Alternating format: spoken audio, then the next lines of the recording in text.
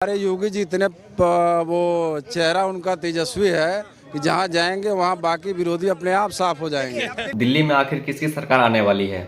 जनता किसे वोट देना चाहते हैं? किसकी सरकार बनेगी? देखते हैं इस वीडियो में। गुजरात सरकार का उदाहरण सबसे बड़ा महिलाओं की, भाई साहब ने बड़ी अच्छी बात करी। महिलाओं से मुझे याद आ गया 2022 में हमारे प्रधानमंत्री जी लाल किले के प्राचीर से भाषण दे रहे थे, महिला सशक्तिकरण सर्वोपरि ध्येय। उसके बाद दोपहर को जब वो अपने वापस भाषण पूरा करके अपने घर जाते हैं, दोपहर को 1:30 बजे 2 बजे वहाँ पे गुजरात कोर्ट जो है बिल्किस बानो की बेटी के हत्यारे और उसके बलात्कारी 11 लोग उनको सहसम्मान रिहा कर देता है। और वो रिहा करने के बाद उनका सम्मान करा जाता है, मालाएं पहना के उन्हें लड्डू खिलाए जाते हैं और उसके बाद उनके फेवर में बयान जारी करा जाता है। संस्कारी लोग थे, संस्कारी ब्राह्मण थे। जब ऐसे लोगों का महिमा मंडन होगा तो अपराध कैसे रुकेंगे? और कुलदीप सेंगर निर्दोष है, हमारा विधायक निर्दोष है।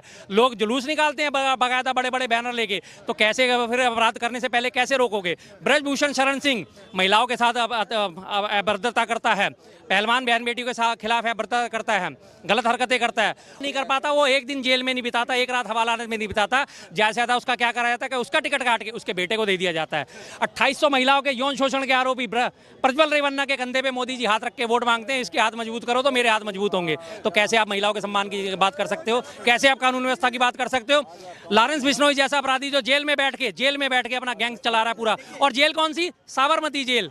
राज्य कौन सा? गुजरात का। कहाँ है? डबल इंजन की सरकार है। जेल में बैठ के अपने गुर्गों के द्वारा वो पूरा गिरोह ऑपरेट कर रहा है और फिर आप कहते हो कि अपराध रुक नहीं सकते। तो कैसे रुकेंगे? कैसे उसको वहाँ पे वो मिल रही है, एक्विजिशन मिल रही है? जहाँ पे डबल इंजन की सरकार है वहाँ पे अपराध बिल्कुल है, हर जगह है। हरियाणा आज की डेट में देखिए गैंगस्टर से भरा पड़ा है। हरियाणा टॉप पे आ चुकी है, बेरोजगारी वहाँ पे टॉप पे आ चुकी है। यूपी की तो खैर बात ही निराली है।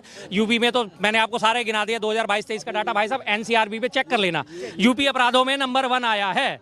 आपको बता दूं, अपराधों की बात कर रहे हैं, यूपी की बात कर रहे हैं, तो जब से माननीय योगी जी ने 2017 से संभाला है योगी को, जमीनी स्तर की बात कर रहा हूँ, अपराधी या तो यूपी छोड़ दिए या दुनिया छोड़ दी है। राजा भैया ने कब यूपी छोड़ा जरा बताएंगे? 86 केस है राजा भैया के ऊपर। धनंजय सिंह ने कब यूपी? एक मिनट भाई साहब सुनो, एक मिनट सुनो तो। अरे सर सुनो तो सही, आपने कहा ना कि छोड़ दिया। धनंजय सिंह के ऊपर 106 केस हैं, कब उसने यूपी छोड़ दी? कब उसने? बाहुबली राकेश सिंह के ऊपर 85 केस हैं, कब उसने यूपी छोड़ दी? बुलंदशहर में जो इंस्पेक्टर सुबोध सिंह को मारा गया था, वो आज बीजेपी पुलिस उसका एनकाउंटर करने के लिए ढूंढ रही थी, उसने जाके बीजेपी ज्वाइन कर ली। आज वही पुलिस उसको संरक्षण देती हुई घूम रही है। उसने कब से यूपी छोड़ दी? कब कार्य करती रही हैं? छोड़ दी साहब, कब यूपी छोड़ दी ना ये बताओ? आपने कहा यूपी छोड़ दी, मैं पूछ रहा हूँ कब छोड़ दी? 100% था, यहाँ 10% है। 90% ग्राफ कम है अपराधियों का। ये प्रैक्टिकल है जमीनी। उत्तर प्रदेश में 90% क्लीन। महिलाओं की बात करें, आज महिलाएं रात में 12 बजे लखनऊ के अंदर, गोरखपुर, मैं गोरखपुर का रहने वाला योगी जी का सेवक हूँ, गोरखपुर के अंदर पूरे यूपी में किसी शहर में महिलाएं 12 बजे रात को आराम से घूमती हैं। पहले जरा घूम के बता दें। अमित शाह जी ने भी भाषण दिया था अभी पिछले, सुनिए यही बात आपने करी ना महिलाओं की बात। अभी पीछे जब अमित शाह जी ने भी ये भाषण दिया था, रात के 12 बजे स्कूटी पे गहनों से लदी होकर घूम सकती हैं। उसके बाद उन्हीं की बात पे अमल करते हुए 2 लड़कियां जो है यहाँ पे बरेली के पास में, सुल्तानपुर बरेली के पास है, हाँ बरेली, 2 लड़कियां अपना रात को जन्माष्टमी का मेला देखने चली गई थी। जन्माष्टमी का मेला देख के जो आई तो सुबह उनकी लाश जो है पेड़ पे टंगी मिली थी और दोनों के साथ बलात्कार करा गया था। ये 12 बजे की रात की हकीकत है।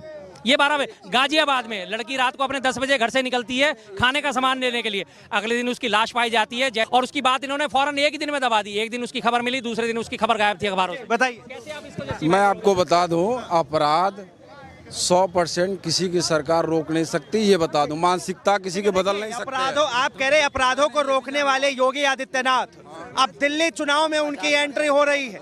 क्या लग रहा है आपको कि यहाँ पर जो है नरेंद्र मोदी, अमित शाह का चेहरा फीका पड़ गया, जो सीएम को बुलाना पड़ गया? नहीं, हमारे योगी जी इतने वो चेहरा उनका तेजस्वी है कि जहाँ जाएंगे वहाँ बाकी विरोधी अपने आप साफ हो जाएंगे। दिल्ली एक मिनट, दिल्ली चुनाव में जो है, दिल्ली चुनाव में योगी आदित्यनाथ के केजरीवाल तो वो तो करेंगे सर, आके उन्होंने थोड़े भड़काऊ भाषण देने, थोड़ा सा मिर्च मसाला लगाना है, तड़का लगाना है। आते ही वो सबसे पहले यही कहेंगे, बटोगे तो कटोगे, 80-20 का चुनाव है, तुम्हारे हिस्से की जो है खाना, तुम्हारे हिस्से का खाना तहमत वाले ले जाते हैं, टोपी वाले ले जाते हैं।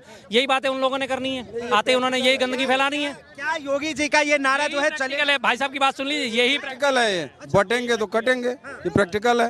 बताइए। हाँ जी, क्या कहेंगे, क्या कहेंगे? कह रहे कि ये प्रैक्टिकल है। कैसे प्रैक्टिकल है बता दीजिए।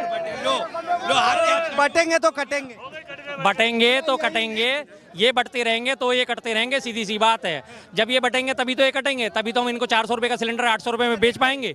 बीजेपी का चाणक्य अमित शाह को कहा जाता है और उसके बावजूद देश के प्रधानमंत्री और बीजेपी के सबसे टॉप लीडर नरेंद्र मोदी, उनका चेहरा क्या फीका पड़ गया जो अब योगी जी को बुलाया जाए? ठीक है, तो सबके चेहरे पड़े हुए हैं साहब।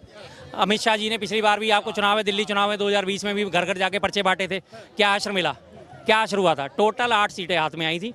अमित शाह जी ने तब भी पर्चे बांटे थे, अमित शाह जी तब भी चाणक्य थे, आज भी उन्हें कहते हैं चाणक्य। हालांकि चाणक्य जी से उनकी कोई बराबरी नहीं है दूर दूर तक, लेकिन बस वो कहने की बात है, कोई बात नहीं। कोई भी अपने नाम के साथ कुछ भी जोड़ सकता है। एक पतला दुबला आदमी अपने आप को बाहुबली कह सकता है, उसमें क्या फर्क पड़ता है, उसमें कोई दिक्कत नहीं है। लेकिन आज कौन चाणक्य है कौन चाणक्य नहीं है, सब जानते हैं, इस बात को सब जानते हैं। अच्छा शर्मा जी, जी सबसे सीधा सवाल यही है कि योगी जी को दिल्ली में भेजा क्यों जा रहा है?